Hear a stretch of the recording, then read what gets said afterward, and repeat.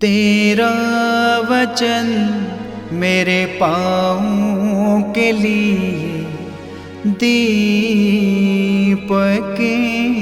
है और मेरे मार्ग का उजियाला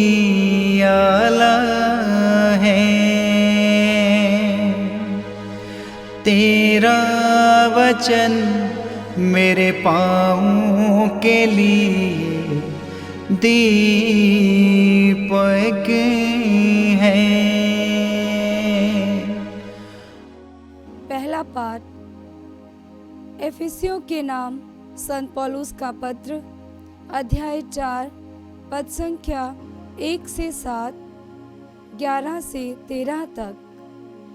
आप लोग अपने बुलावे के अनुसार आचरण करें।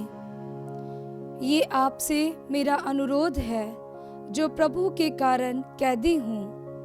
आप पूर्ण रूप से विनम्र, सौम्य तथा सहनशील बन जाएं।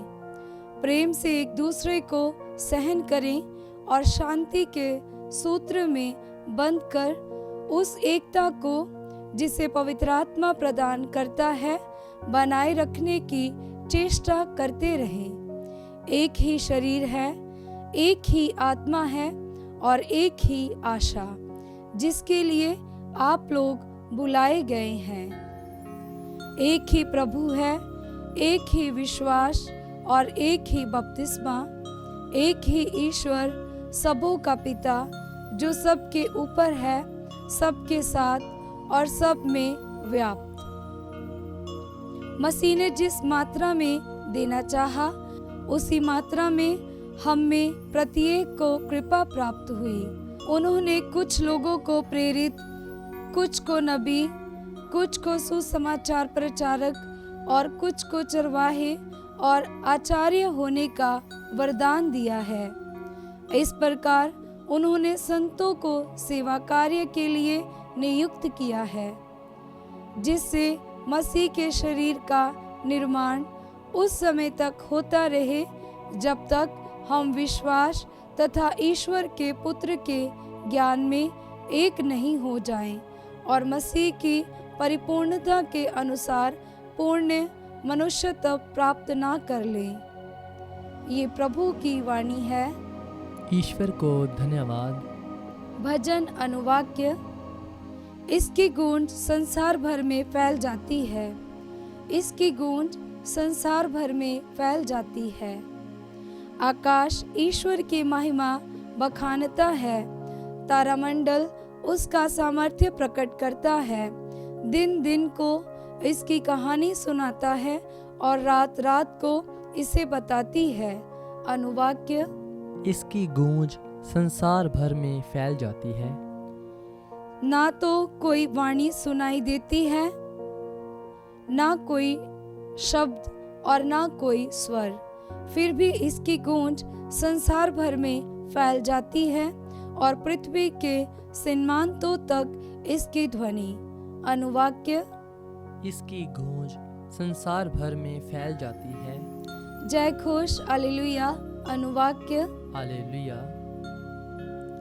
हे ईश्वर, हम तुझे धन्य कहते हैं, हम तुझे प्रभु मानते हैं। हे प्रभु, प्रेरितों का महिमा में समुदाय तेरा गुणगान करता है। अनुवाक्य। हालेलुया। पवित्र सुसमाचार संत मत्ती के अनुसार, अध्याय 9, पद संख्या 9 से 13। यीशु ने मत्ती नामक व्यक्ति को चुंगी घर में बैठा हुआ देखा और उससे कहा, मेरे पीछे चले आओ। और वह उठकर उनके पीछे हो लिया। किसी दिन यीशु अपने शिष्यों के साथ मत्ती के घर में भोजन पर बैठे और बहुत से नाकेदार और पापी आकर उनके साथ भोजन करते थे। यह देखकर फरीसियों ने उनके शिष्यों से कहा, तुम्हारे गुरु नाकेदारों और पापियों के साथ क्यों भोजन करते हैं?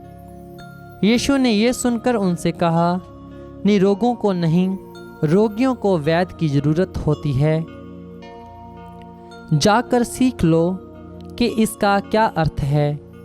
मैं बलिदान नहीं बल्कि दया चाहता हूँ। मैं धर्मियों को नहीं पापियों को पश्चाताप के लिए बुलाने आया हूँ। ये प्रभु का पवित्र सुसमाचार है। ख्रिस्त की जय।